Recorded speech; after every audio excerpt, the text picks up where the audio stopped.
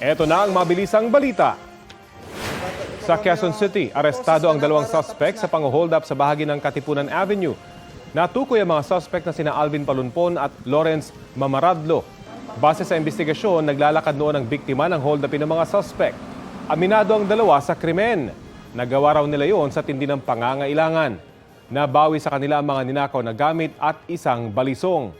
Mahaharap sila sa reklamong robbery. Update naman sa pagnanakaw na naaresto o magnanakaw na naaresto sa Cebu City matapos matrap sa loob ng sanglaan at remittance center. May natabig raw siyang gamit na gumawa ng ingay kaya nabisto at nasumbong na isang saksi. Inamin ng suspect na problema sa pamilya at bisyo ang nagtulak sa kanya para gawin ang krimen.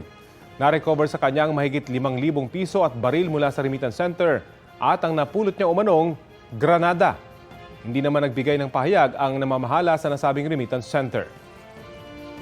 Kapuso, alamin ang maiinit na balita. Bisitahin at mag-subscribe sa GMA Integrated News sa YouTube.